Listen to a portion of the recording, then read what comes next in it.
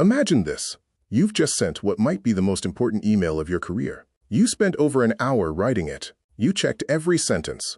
You corrected every typo. You made sure it sounded professional. Then, you clicked send. At first, you felt excited. You imagined the reply.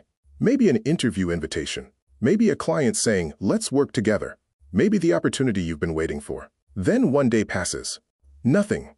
3 days. Still nothing. A week. Silence. Now here's the question. What happens next? Do you quietly give up? Do you send an angry message asking why you've been ignored? Or do you calmly follow up like a true professional? Believe it or not, your answer reveals something far more important than your communication skills. It reveals your professional maturity. And for many employers, that's exactly what they're evaluating.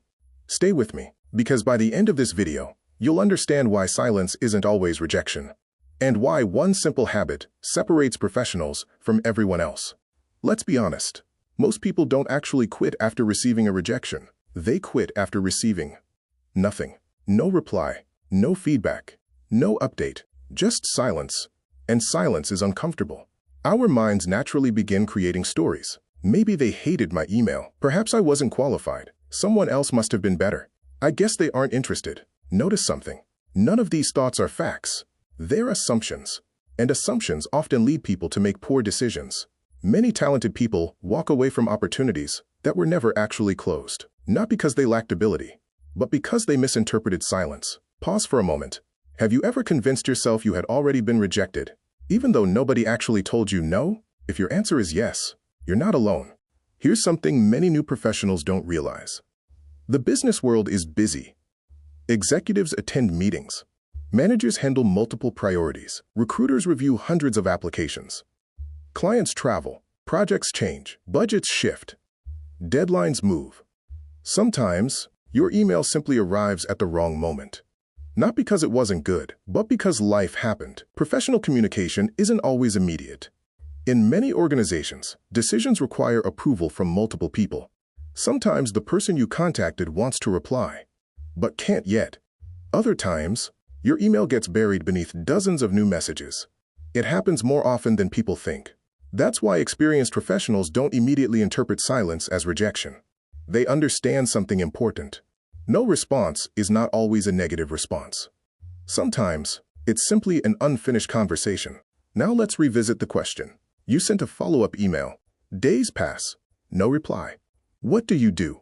Option A, give up. This feels safe. No embarrassment. No risk. No second attempt.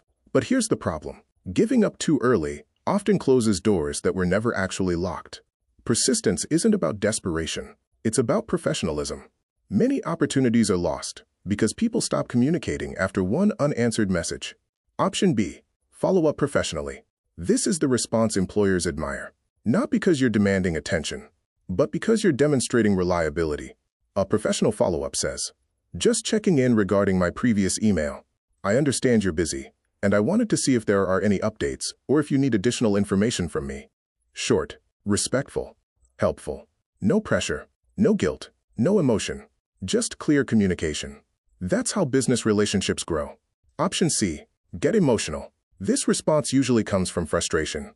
Maybe it's sending multiple messages in one day. Maybe it's expressing disappointment. Maybe it's assuming you've been ignored intentionally.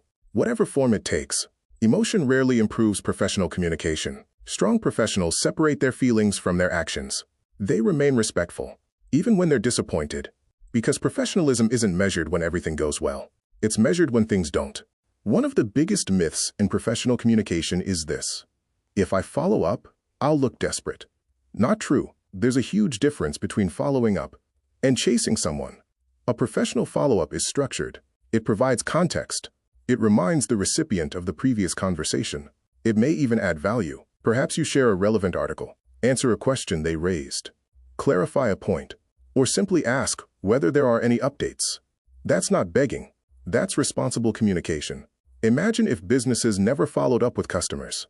Imagine if hospitals never followed up with patients. Imagine if project managers never followed up with their teams. Nothing would move forward. Follow-up is how work gets done.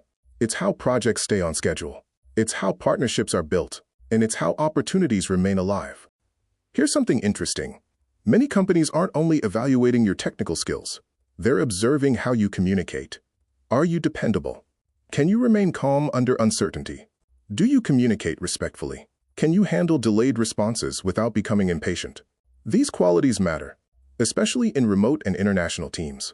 When colleagues work across different countries and time zones, delayed replies are normal. One teammate may still be asleep while another is finishing their workday. Projects often involve multiple stakeholders. Patience becomes a professional advantage. The ability to communicate consistently without creating unnecessary pressure is a valuable career skill. It's one of those qualities people rarely list on a resume, yet employers recognize it almost immediately. So what should you actually do? Here's a practical approach. After sending your original email, give the recipient reasonable time to respond. If there's no reply, send a polite follow-up. Keep it brief. Mention your previous message. Express understanding that they're busy. Ask whether they need any additional information. Then allow time again. Avoid sending repeated messages every day. Professional persistence respects both the opportunity and the other person's schedule. Remember, the goal isn't to pressure someone. The goal is to keep communication open. Let's end with one important thought. Anyone can remain confident when everything is going according to plan. The real test comes when nothing seems to be happening. When the inbox is quiet.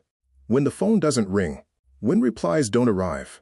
That's when professionalism shows itself. Not through frustration, not through assumptions, but through patience, clear communication, emotional control, and thoughtful persistence. Because careers aren't built only on technical ability.